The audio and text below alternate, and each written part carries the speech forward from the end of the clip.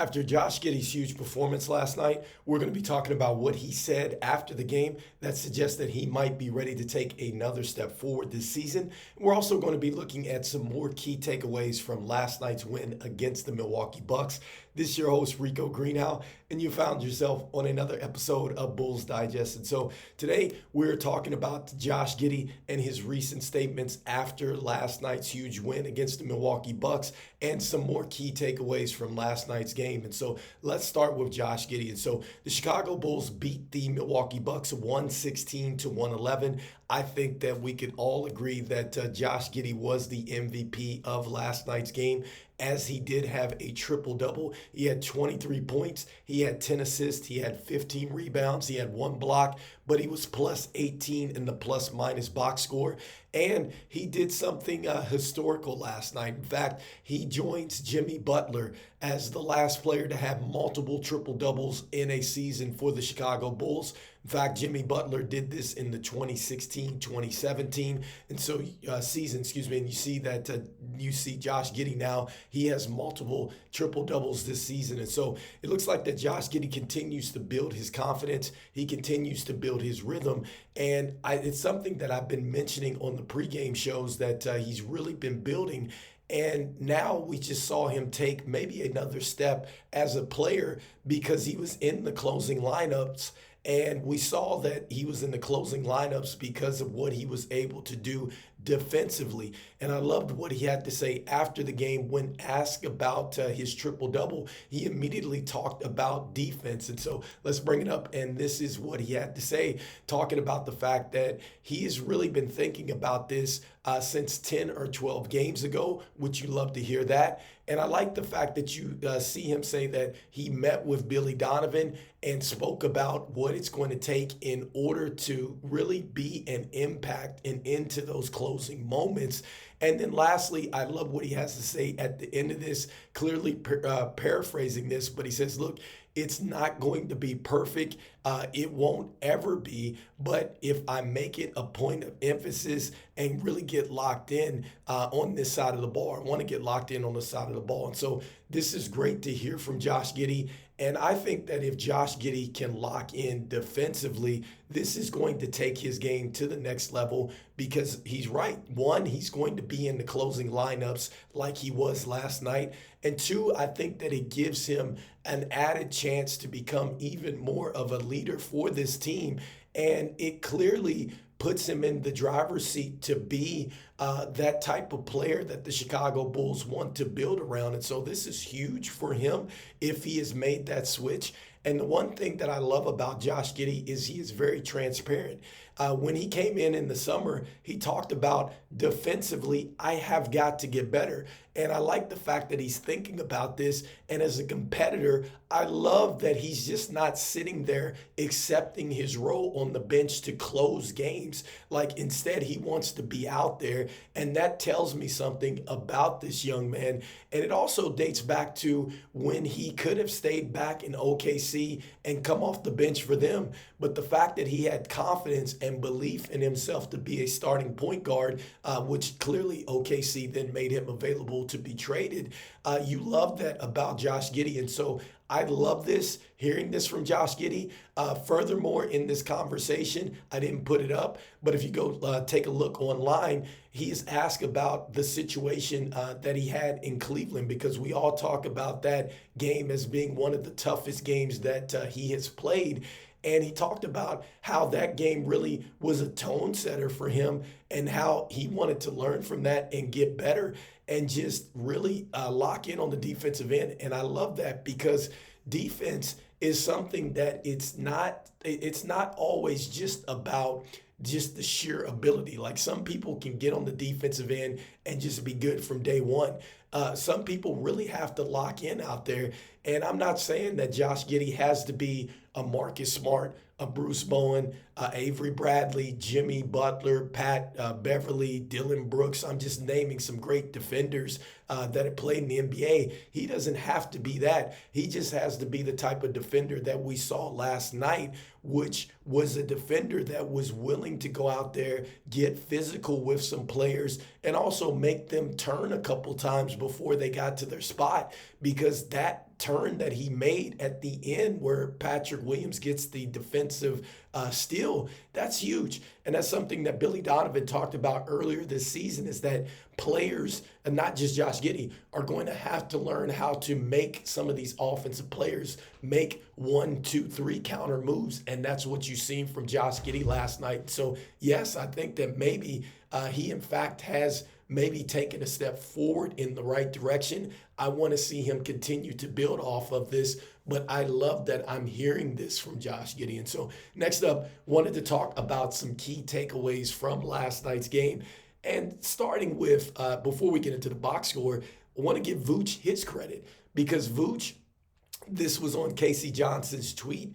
This is according to the Bulls PR, that he's the second center in NBA history to at least have 16,000 points and 800 three-pointers made, joining Brook Lopez. And so this goes into just the type of season that Vocch is having. In fact, Vocch right now, he's shooting 57.3% from the field. He's shooting 45.3 or 45.4 from three. That's up from 29% of last season. And so Vocch has done a terrific job, like Zach LaVine, coming in, really erasing these narratives that were out there. And I'm not sure what the future is going to hold with Vocch, if he's going to be with this team, if he's going to be traded or not. But I just know that I hope that him and LaVine become all-stars. But I wanted to go ahead and give him his flowers, as he also was a part of history last night. And he was huge for this team last night, because he did hit a critical three-point basket, which kind of closed the door on the Milwaukee Bucks. And his stat line was great, as usual, for the Chicago Bulls. He had 23 points in this one, 5 assists, 13 rebounds, 1 steal, and he was +3 in the box score. So that was terrific to see. And so now I want to shift focus and just look at just a couple other things that I noticed just out of this game, and some things that I think that the Chicago Bulls can really build off of, take with them as they move forward this season. And so let's start with, again, just going into the fact that Coby White had one of his better games in quite some time. Hopefully it does break the slump for him. But I think that with what Coby White was able to do last night, and just getting the amount of points in the paint, this is something that the Chicago Bulls must look at and must continue to do. I think that it's okay that you're shooting the three-point shot. And I said this in last night's post game. Look, 3 is better than 2, but 2 is better than nothing. And in order to score field goals in this league, you've got to be able to attack the rim. And I think that the Bulls have been hesitant to do so.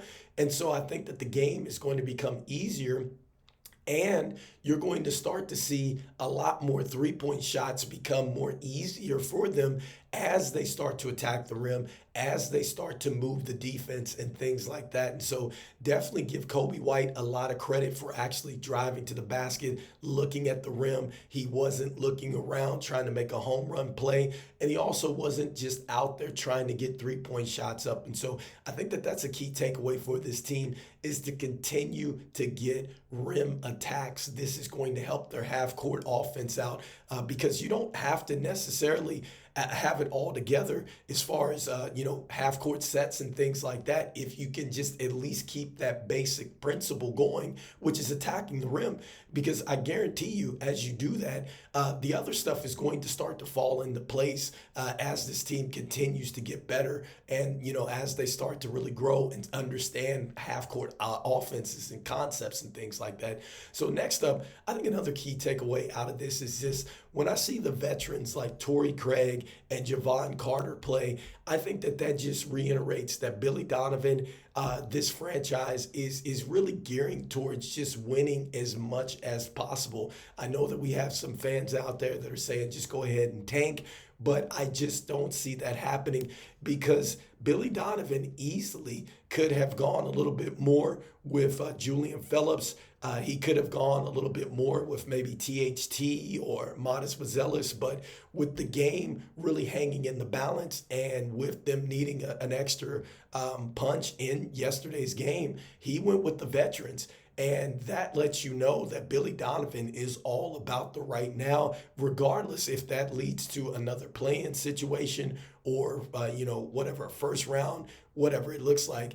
I'm just thinking that this is what we're seeing now, that we're seeing these veterans start to play even more than these younger players. And so I know, it's just the question of what are the Bulls doing, because they have one foot in the youth movement. The other foot is still a part of the old team. And so I think we get a little bit more indication of what the Bulls are trying to do when they are utilizing veteran players like this. And lastly, I think another key takeaway out of this is that regardless of what the Bulls are trying to do as far as winning games are concerned, we still have got to find a way to develop talent. And that means that a player like Buzelis has to get more than 13 minutes in this game. I know it's a tight game, but there were some flashes that I saw in this game. And I'm starting to see defensively, look, Buzelis has gotten better. I talked about the block shots, the two of those block shots, and they weren't chase down blocks. These were players coming at him, and he was able to block the shot. And so that suggests to me he's doing a better job of keeping a player in front of him. And now he's understanding how to use his length, and he's getting to the basketball. And so he's getting stronger as a defender. And so he's grown that way, and he's not a liability there. I think offensively, I love the little drive and the same foot, same hand layup. I just think we need to see more of that. And he's not a player that gets deterred when he misses shots. And so because of that, Billy Donovan has got to maximize this young man's potential by playing him some more games. And so hopefully, not only playing him more games, playing him more minutes. And so hopefully we see some more minutes from Buzelis.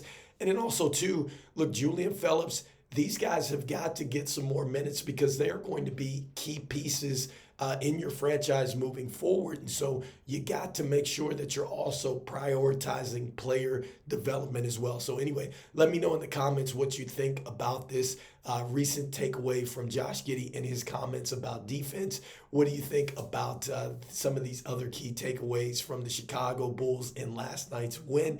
I wanted to thank everybody out there for liking, sharing, and subscribing to the content. It means a lot to us here at Bulls Digest as we try to reach our goal of 5,000 subscribers by the end of the NBA season out there. And wanted to let you know about 66.8% of you that watch are not subscribed to the channel. So make sure that you go ahead and you slam dunk on that subscribe button, guys. And look, even though I'm under the weather a little bit and the Bulls still don't have a direction, I still want to say go Bulls, and I will see you on the next one. Peace.